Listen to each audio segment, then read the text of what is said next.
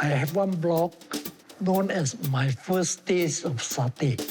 During those early days, the Satay Club at Queen Elizabeth Park, or now we call the Esplanade, was very popular. To walk through to the Satay Club, we have to pass by the 5 angsana trees. When I was young and came with my girlfriend to this spot, we bring along either old newspaper or towels, and sit here the whole night, talking sweet nothing, In the 1990s, angsana tree disappeared. And nobody knows why.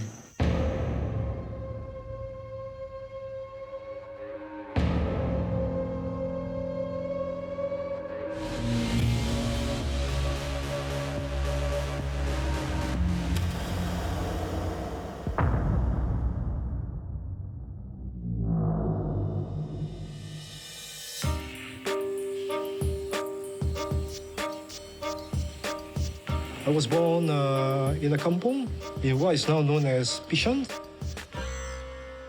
My playground used to be all the plantation and farms in the kampong. I still remember playing hide and seek with other kids, climbing rambutan trees, hiding in guava plantation, and it was a wonderful experience. And that is the reason that I have become very green, literally.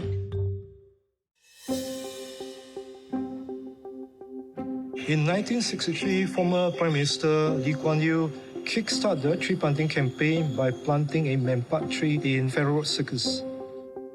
Lee Kuan Yew envisioned Singapore to be a tropical garden city. There is a need to green up the harshness of the structures and the buildings. At the same time, in the 1960s, there was reported droughts. Trees, what they do is they take in water from the ground and they actually do evapotranspiration. That helps to increase the moisture in the surrounding air. So if you do have more greenery and things like that, that actually helps to regulate and mitigates against the pressures of drought. Singapore really needed trees fast, so the angsana tree was actually a very good candidate because it was very open towards cultivating based on cutting parts of the tree and then just replanting it, and then it just grows up to another tree.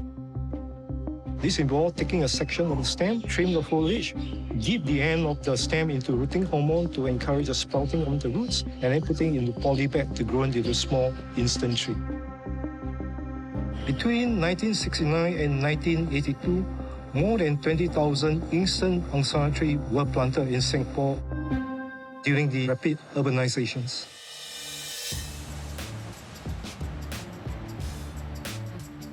When I was a student, I used to carry this book called 1001 Garden Plants in Singapore.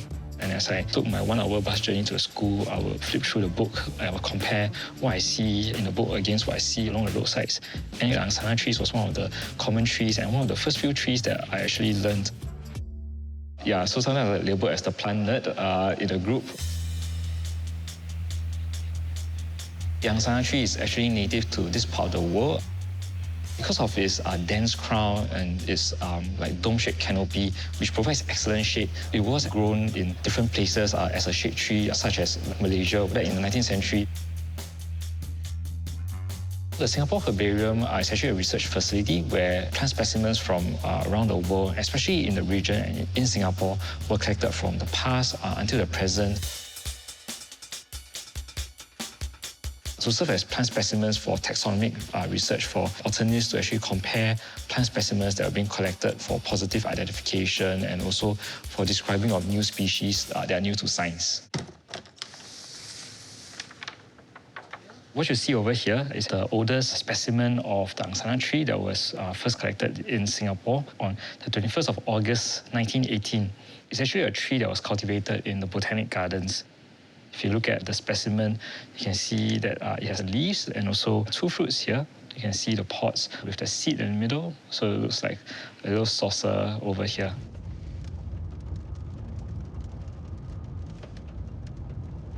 I try not to look at trees when I'm off work. Occupational hazard. Normally people walk on the street, they will look on either their handphones or eyes in front. I tend to look up. It's used to it already.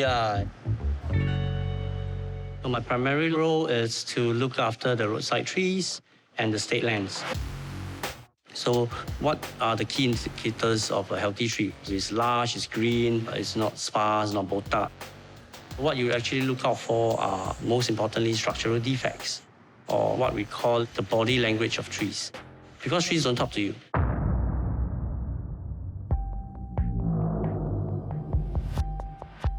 Back in the 19th century, there were some angsana trees in Malaysia that were struck by this weird phenomenon when they started observing that the angsana trees' leaves started to turn yellow, then the branches started to droop. The leaves started to slowly shed over time, and after that, the whole tree would just be bald, completely devoid of leaves. Then the whole plant will start to wilt, and later on, the whole plant just dies off completely. It can take from a few weeks to months. It was around in Taiping region, and actually I think it's detected all the way down to KL. It was first detected in Singapore along the waterfront of Pulau Brani, and then later on at Connaught Drive, where there was one whole row of angsana trees that were being planted there, and then it started to spread all around Singapore. They were puzzled. What could be happening? Nobody knew the answer back then. But it wasn't until around in the 1980s where there suddenly seems to be like this resurgence. Many of these angsanas are displaying this syndrome of wilting and things like that. Some of the locations include Toa Payoh, in Holland Fringe Car Park, and even in the Istana, and also various parts of the islands where it was just popping up here and there. It was actually very important and urgent to actually investigate and find out what's happening to these angsana trees. Because Singapore was on this rapid journey of trying to green up all these spaces in this urban environment. We can't have a disease that is actually hampering our efforts.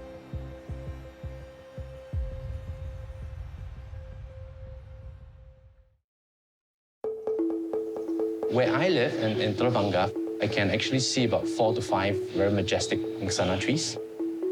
It's one of my favorite trees because 2.5 years ago, during the circuit break of 2020, I remember that day I was just going downstairs to get groceries. So I opened my door. Wow, am I seeing things? Or is it really a flowering angsana tree? I got very excited, started taking a lot of pictures of it. And for that 15-20 minutes, I think it just really made me forget that we're in the midst of a pandemic, filled me with joy, and gave me some hope. Angsana trees don't flower often. They flower maybe once every 2-3 years. And when I say once, I actually really mean they'll flower for only one day. They stay up there for one night, and the next morning, it just all rains down to the floor. So one group that I sent it to, I think somehow they bought into my excitement as well. Thank you for sending it to me. Must go and buy Toto today.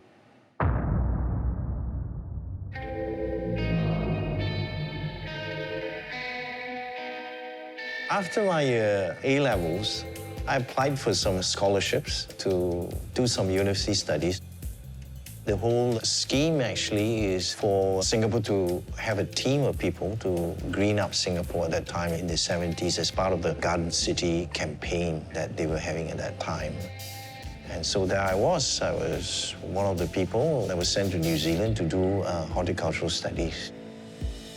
It was very playful, but managed to get through. When I first came back, it was a lot of flurry of activity. The whole idea was actually to green up the entire Singapore, wherever there were spaces to green up. And Angsana was one of the trees that were tough, robust, and able to handle difficult terrain and soil conditions. And so we used it quite a lot. Angsanas are the predominant tree, the trademark tree that lined up all our roads and avenues. It's a fast-growing tree, very lush and luxuriant, and when it flowers, it's beautiful. When I was in the primary production department, we received a lot of samples from the Parks and Recreation department whenever they had outbreaks of diseases or pest outbreaks, for us to identify, for us to recommend measures. You know, there are diseases that come and go, but during the 80s, there were more and more of these samples coming in. They were experiencing outbreaks of Angsana wilt coming from different parts of the islands. Back then, there were more than 20,000 angsana trees planted right across the island. The speed at which it was causing death was kind of startling. It caused us all to sit up. Many of these trees that we had spent years, growing them up, all of a sudden they are dying. We were all taken aback. The task force was formed to actually get more into the root of the problem.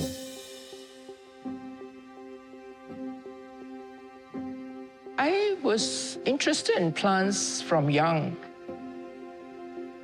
and just very fascinated with the colors, the diversity, the way they grow, different forms.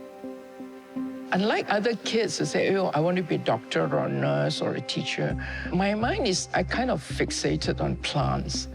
So when I finished secondary school, I wanted a career to deal with plants. And my parents think I'm crazy, but I see nothing wrong with it. I was given a job by Primary Production Department. I joined in late 1980s, about 86, 87, as a plant pathologist, and I helped to establish the plant health labs, laboratories. Plant pathology is actually studying pests and diseases of crops. What caused them to be diseased? Unlike human beings, a doctor will look at a patient and the patient will tell you, I'm sick, I have a sore throat, I have a cough, I have a swelling. But plants, in the other end, can't communicate with you and tell you, I'm sick. The only way you can know that they're sick is by symptoms. They're not growing well. Layman's term, I'm a plant doctor. A task force was formed by Parks and Recreation. We were in a team together with King Ho, Dr. Sanderson, and Dr. Fong. That's the main people in the team. We had a seminar where we discussed the problem. Hundreds of trees were dying a month.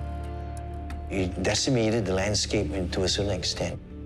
Everybody knew that changes had to come about and we had to do something about it. How can we stop the disease? What are we going to do to prevent it from taking out all the angsana trees?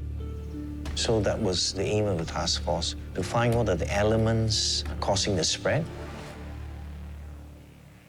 When we were part of that task force, We will take note of what the disease symptoms are. it normally starts with a branch yellowing. Wilting of the tips of the branches. The leaves would start drooping, and from there, it will spread to the other branches. And then on the tree trunks itself, the dying part, the browning of the wood, the brown streaks and all that, which is typical of wilt disease. Because no water is going up.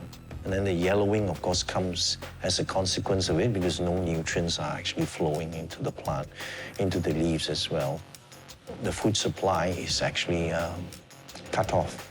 The leaves die and they will then defoliate. And it's quite a sight, actually. It will be bare, It's just like as if we've gone through a wintry season, entirely defoliated.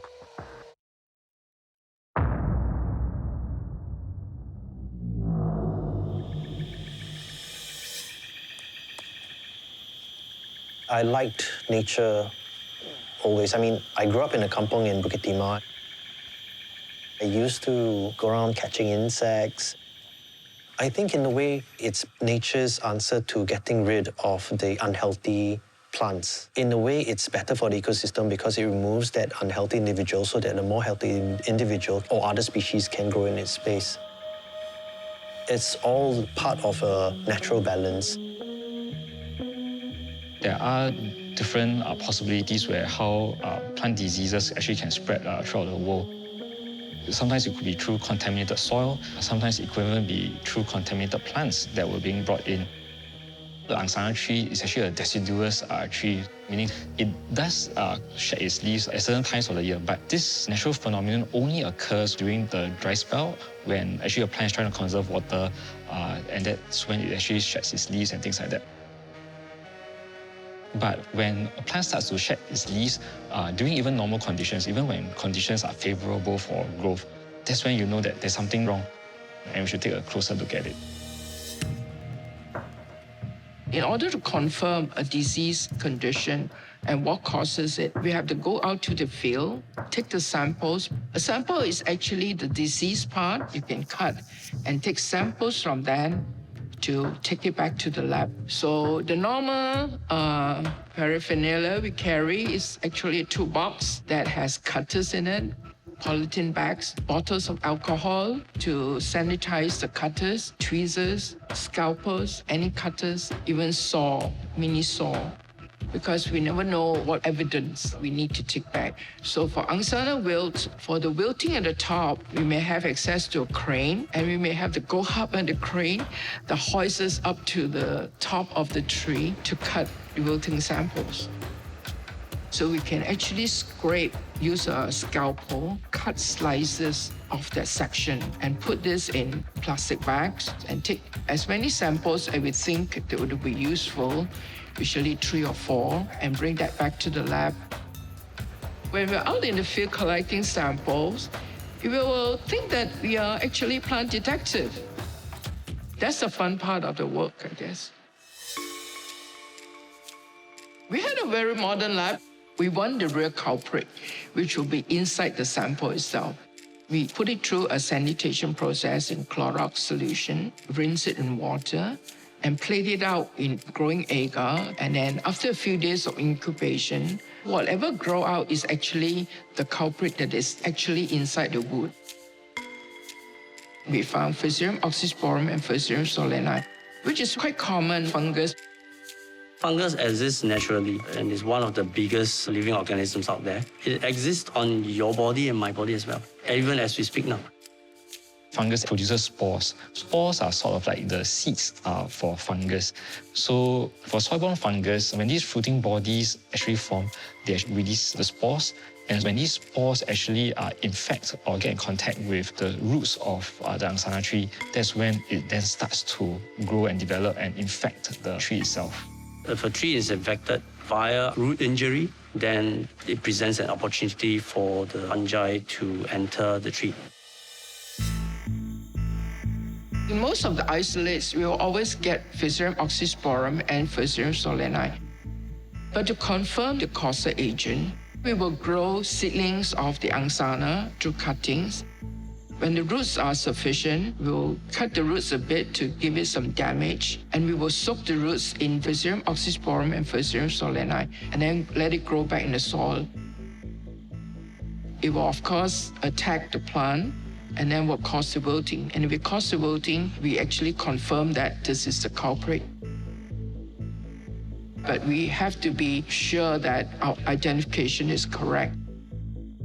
We will send samples to International Mycology Lab to confirm that what we ID is correct. So the results will come back and say, yeah, it's Fusarium oxysporum. It is the murderer. Fusarium oxysporum causes the seedlings to wilt. We found it. We nailed it. I'm very sure, this is the murderer. But as a detective, you still have to find the evidence. The weapon he killed it, his fingerprint.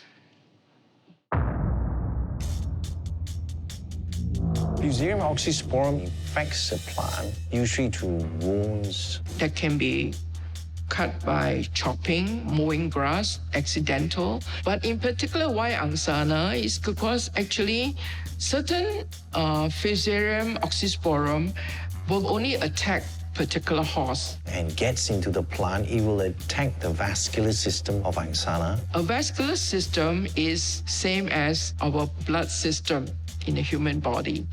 It transports water from the roots of the tree or the plants up to the other parts, the branches, the fruits, the leaves, to nurture them and provide them with water.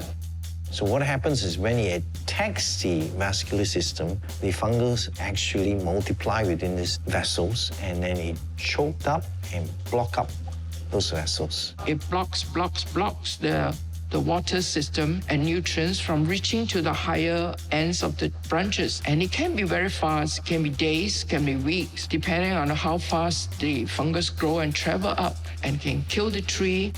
You get bare branches. just dead. If there are contact between the roots of the infected tree with the adjacent healthy tree, this can also be transmitted as secondary infections to this tree. We will have to come up with control strategy to prescribe the medicine. It's very severe. You have to remove the tree, roots and all, as much as you can to be destroyed so that you do not leave any disease in the soil. Example, in Alexandra Park, we have giants. We are talking about angsana tree of about 7 meters in circumference or good size, having to be removed just to ensure many others can be safe. After a while, it was successful. Then it came back again, it flared up again. But the disease was not just spreading within spots. It was flaring up here and there all over the island. The number of hot spots coming at the same time was disturbing. All of a sudden, we're getting a new infection point. How did that come about? How did it move? Did we move the soil? How was it moving so fast from one area to another, like bushfire kind of thing, you know? It stares, you in the face, and you know you got to do something about it. Whenever I look at the angsana tree, it reminds me of my childhood days. At that time in the village, we normally play more than we read our books. At least 10 to 20 children in the neighborhood will come each time. We will play hide and seek during the night time under the big angsana trees. Somehow there's a connection between human spirit with especially big trees. I still remember seniors saying, how can hey, play under the tree, play carefully, don't injure the trees. Please don't urinate under the tree. The spirit will not be happy with you.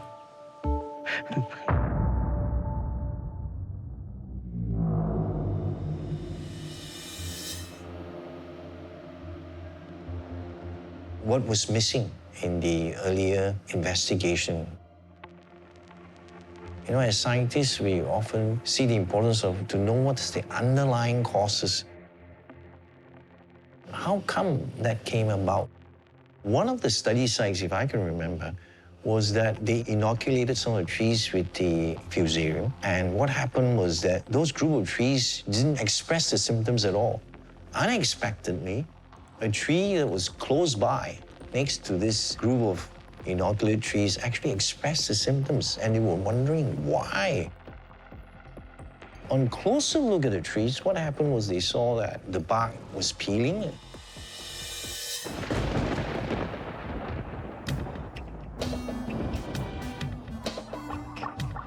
I think in the past there were movies on like Twister and volcanoes.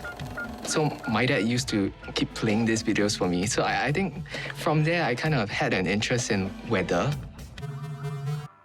Weather in Singapore is very dynamic, very variable. No 2 days are exactly the same. And Singapore is one of the lightning capitals in the world.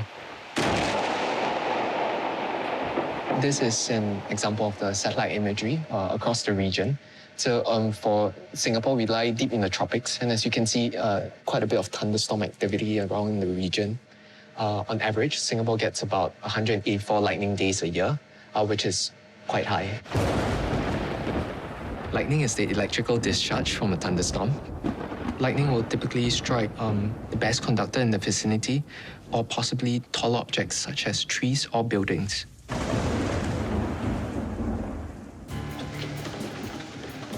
These are daily registers. In the past, observers used to manually go outside and observe the weather, and they'll log these observations down on an hourly basis.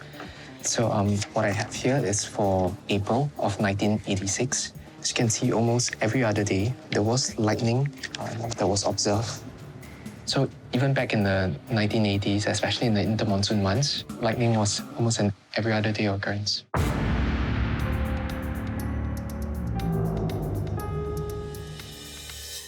An angsana tree, when it's cut or when it is wounded, you have red resin coming out of it. And this Red resin is water soluble. But what happened to that tree that is struck by lightning? If you take that resin, it's not water soluble anymore. What is so special about this resin is actually water soluble, but it's cold water. If you heat it up enough, it's no longer water soluble, and then it doesn't dissolve at all. The task force discovered that 97% of the infected samples, their resin were not water soluble. Out in the natural setting, the only heat that can heat up a tree so much to an extent can only be a lightning strike. When lightning strikes a tree, it will likely weaken the health of the tree. The electrical charge that the lightning carries will travel down the tree trunk. This will vaporize any water in its path. The rapidly expanding steam will blast off pieces of bark or branches, and the wood along the path of the lightning will typically die. Yes, the lightning will most definitely weaken the tree, but not necessarily killing them. We do have quite a lot of trees that survive lightning strikes.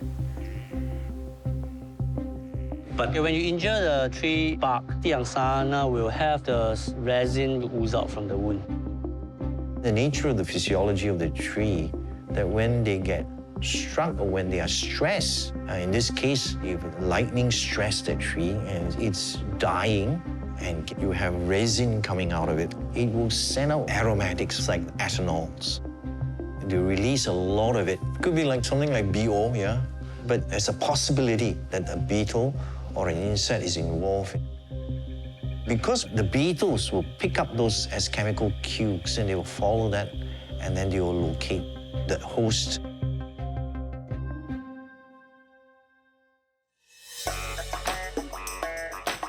Well, I actually got fascinated by insects since I was in kindergarten. I know kids will be like playing in the playground. I'll be at the tree there looking for a different kind of insects. I always have a container or two in my bag ready to collect any kind of insects.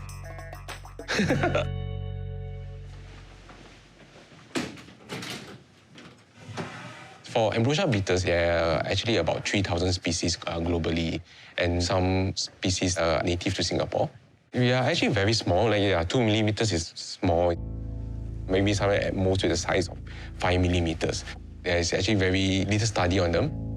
We do know that we have ambrosia beetles, but the question remains is that how many species of ambrosia beetles are native to Singapore?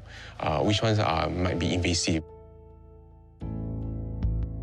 So I had to look at an area that is highly infested. And the spot I picked, if I could remember, was Holland Fringe Car Park. Dempsey Hill, the car park.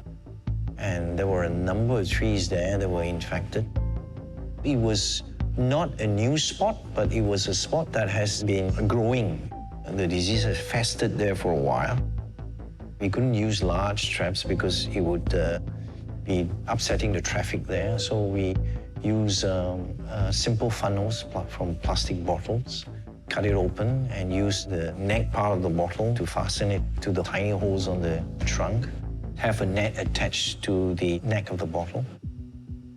It was laborious work to do that, and you had to go there almost every day to check the traps and so on, and you had a number of traps there. 20 to 30 at one time. Some of them would be tampered with because it was a public space. People are curious, why do you tie decapitated bottles, onto trees with netting at one end of it? But very happy when you find a number of the beetles within the traps. Thousands of them, and you can hear them buzzing, especially when the tree is freshly or dying in a sense after a lightning struck. And they call ambrosia because they are fungus carrying, and at the same time they feed on fungus. The question, of course, is whether they carry Fusarium, Oxysporum.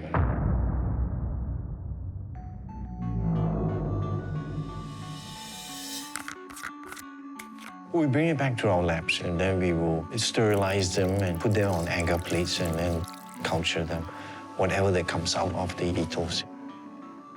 True enough, some of them, we found that the spores and mycelium of the fungus was on the bodies of the insects. It was interesting, very interesting to have the linkage of the lightning issue and the ambrosia. amazing finding to have that link. So how does ambrosia beetle starts to infect a tree? For the place where the ambrosia beetles carry the fungi, it's usually found mostly in the thorax region. It's like kangaroo, right? There's a little pouch, to carry the joey. So in this case, right, it's actually like a little pouches to store all the spores of your Fusarium fungi. Beetles itself, right, they just go about doing their own normal business, having to reproduce, to find new places to grow their population. In a way, you can see as the spores are actually hitchhiking a ride on the ambrosia beetles, moving from one tree to another. They start off chewing the wood and burrowing in, and then they'll form a gallery of tunnels within the trunk that is dying. They will carry these fungus into the tunnels as well, and they use these tunnels to farm and cultivate these fungus as food for themselves, food for their young as well as for the adults. It's like a symbiosis in the sense of that the fungus relies upon the beetle to transport them to a suitable environment for them to multiply. But for the beetle, they depend on the fungus as food. And so once the fungus is in there, like in the case of Fusarium oxysporum, they will attack the vascular system of the tree. The beetles will also send out a sex pheromone to invite the females in. They will mate within there as well. And then they will lay eggs in those galleries. The larvae will develop from there. And then they will emerge after they have developed, and then they will make their flight possibly to find another host that is dying. Ambrosia beetles attacking a tree doesn't necessarily mean that the tree would die, but ambrosia beetles carrying that particular strain of fungus usually meant almost over 90% of time would kill the tree because that particular strain of tree would be so susceptible to the fungus itself. All living thing, for survival, they will naturally react to attack, to an enemy. In most wilt conditions, the vascular system, when it's being attacked, the plant reacts by producing the gummy jelly to plug up the vascular system to stop the advance of the fungus. It can be successful in times, depending on how the obstruction is, but in the Angsana disease, they're just not able to stop the disease advance. We know that ambrosia beetles will attack stressed trees, so the connection is that they will fly and they will bring the disease with them. It explains the flare-ups in different places at the same time of the disease, many miles or many kilometers away. Between the 1960 to 1980, it was reported that more than 800 trees island-wide have to be removed. There is no known effective cure once the beetle got into the tree. We have got to move in quickly, cut it down to prevent the spread. The easiest way is to chip them up and then burn, incinerate, in short.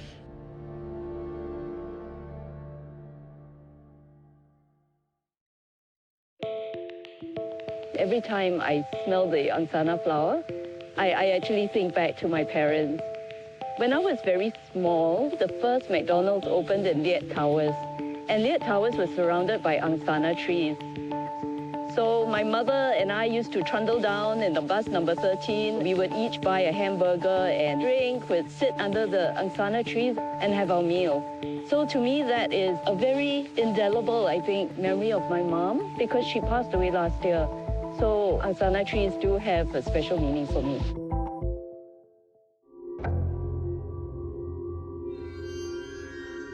We have planted almost 20,000 of instant Angsana trees. The lightning strikes the tree, weakens it, and that's when you have the beetles coming in and carrying the fungus, boring into the wood, starting off the Angsana wilt disease, spreading from one point to another cluster of trees kilometers away in another cluster.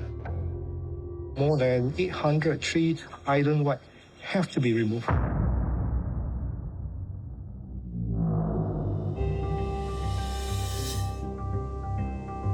The best strategy to fight against this disease is to find Angsanas that are genetically resistant. Once you find natural resistance, it means the angsanas are born resistant and won't fall prey to the disease.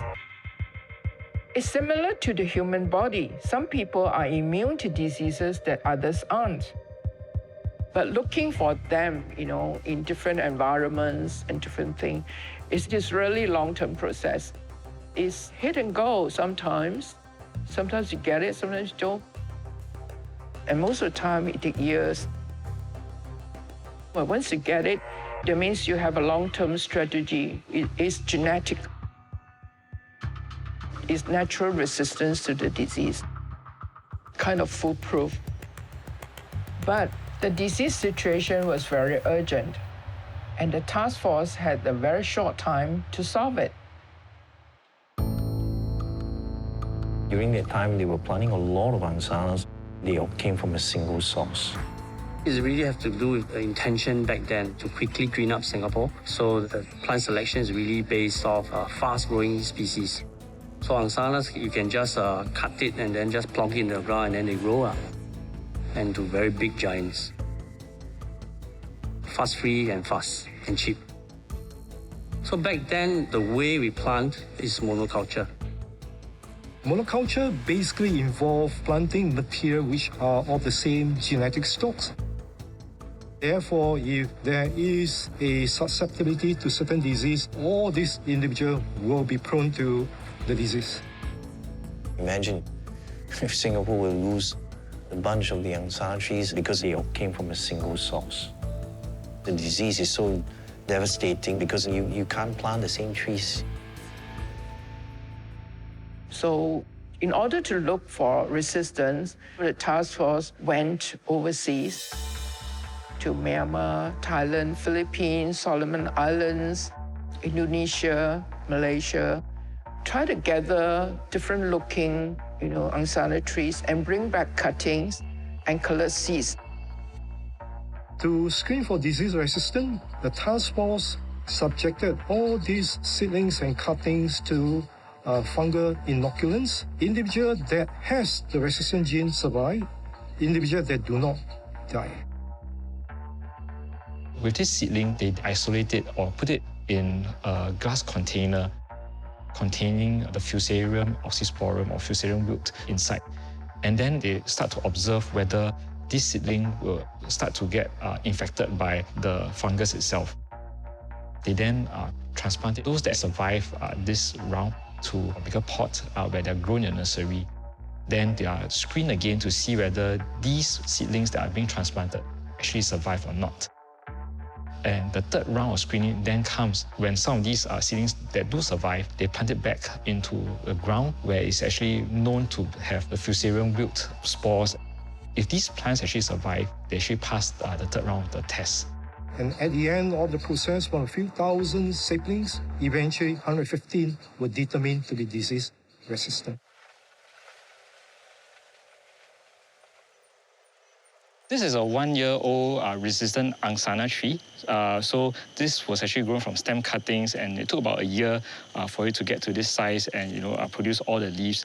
So in order to actually propagate this from stem cuttings, first you need to identify where's the stem for this particular plant. So you make a cut at the bottom. Next, we need to give this cutting sort of like a haircut. This is actually to reduce the water loss that will actually take place from the leaves. After the haircut is done, next will be to apply the rooting hormone to the cut end of the stem cutting. The rooting hormone actually helps to stimulate the stem cutting to actually produce roots at the cut end. Next, we need to put this into a mixture of 50% coarse sand and 50% cocoa peat to actually get the plant, the stem cutting rooted. Eventually, the sapling itself will grow into a larger plant like this 1-year-old sapling that we have over here. It will take maybe about another year or so for it to get to about a 1.5 meter to 2 meter tall height before it's ready to be planted out into our urban environments like our roadsides and our parks. Once the task force has identified these Fusarium-resistant angsana trees, they work with the nursery team back then to actually propagate more of these trees by either stem cuttings or marcotting. The first Fusarium-resistant angsana trees were first planted back in Toa Payoh and also at the Macritchie area. and also other parts of Singapore, including Upper Serangoon Road as well. Transplanting a tree involves a lot of knowledge and expertise. We need to ensure that there are sufficient root system being intact when we trench the root ball of the tree. Throughout the movement process, the tree must not dry up. And even when the tree are in a new home, we do need to make sure they are properly anchored down to make sure that they remain strong-rooted to the ground. Definitely, it was elating feeling for the team back then to find a resistant plant. It was definitely not an easy feat. Definitely something that was worth celebrating for.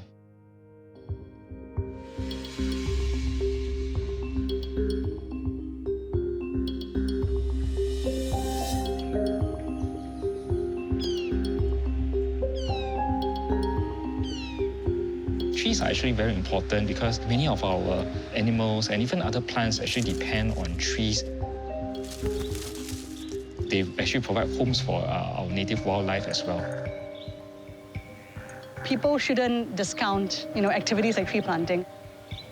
When a tree is lost or forest lost, that's a huge loss to biodiversity on a whole. And that's why replanting efforts are so important, because you put things back. You're putting habitat back for all these birds so they can use these places again. Oh, there's a bird coming in. I think a red-breasted parakeet just flew into this tree. When I turned around 9 or 10, my grandfather bought me a pair of parakeets, and I became fascinated by them. It was a huge turning point in my life. I am working my dream job. I never expected my life to have come, the way it started. Singapore can be considered a birds watcher's paradise. More than 400 birds have been recorded here. Here's a photo of Angsana with the red-breasted. Looks like two boys on this branch, moving up and down the tree. Red-breasted parakeets to Singapore, they are called an introduced common breeding resident. So what that means is they are commonly seen, they breed here, so resident, but they're also introduced, so they're not found in Singapore. So red-breasted parakeets, they would eat Angsana leaves. Well, Angsana leaves are edible, even for people, and for humans, it's actually recognized in traditional medicine because of its antioxidant properties. So perhaps the parakeet is actually eating it for that purpose. Alternatively, parakeets are very playful. They love to play, so they may be chewing leaves just for fun, out of enrichment. I go out in the field quite often. Being out in the wild is probably when I'm the happiest. Seeing the birds that we're trying to protect and working with the people who are making those things happen, I think is the most enriching for me and most fulfilling. Oh, wow, I think I see something like a hornbill in that tree. The oriental pied hornbill is a much wider range than the red-breasted parakeet. It's a boreal, which means it's tree-dwelling. For a big bird like a hornbill, which is a secondary cavity nester, hollows are a rarer resource. A hollow is described as a semi-enclosed cavity that's often found in the main trunk of a tree or on a branch. And oriental pied hornbills actually have a very interesting role, right, when it comes to hollow use. The female will go in, and then once she lays eggs, she'll incarcerate herself. She'll seal herself in the hollow, leaving a little slit that's big enough for the beak to go in and out. Only hornbills incarcerate themselves in this way. It acts as a chastity belt, right, so that the female doesn't go and mate with other males. And that's why removing feeding sites is so detrimental for them, because you're taking away the resource they need. Yeah, Singapore is unique in a sense, being 80–90% urban, but yet hosting a wealth of biodiversity. In fact, we often say it's a biodiverse city. A lot of these things that nature provides cannot be replaced by man at all. So the best way to retain these functions is to keep the forest intact as much as possible, and to restore forests where possible. Well, presently, we still have about 4,000 to 5,000 of Angsana in the landscapes. And it's because we have, over the years, managed to introduce more disease-resistant stock for planting out in the landscape to ensure that we have a healthy population of Angsana. While many people may not know about the work that was done by the task force, but it was actually a very significant thing. The research that was done by the task force back then not only helped to resolve the issue and mitigate the issue here in Singapore, it also helped other countries such as New Zealand and Solomon Islands and other places that were facing the same issues to know about the root cause of the infection, how it spreads, and also the solution to actually go about mitigating this disease. We knew that after a tree is struck by lightning, the beetles will go in. But to connect it into a full picture, I think that was amazing. That is satisfaction to be able to do that. As a result of that also caused a shift in the way we green the city as well. Now you can see a whole variety of plants. To be able to contribute to a part of that successful story of containing the disease is satisfying. So I suppose we've come a long way. That's what a plant pathologist always hope for, to find a culprit, find out what's wrong with it, come up with a control strategy. It feels like, yeah, good.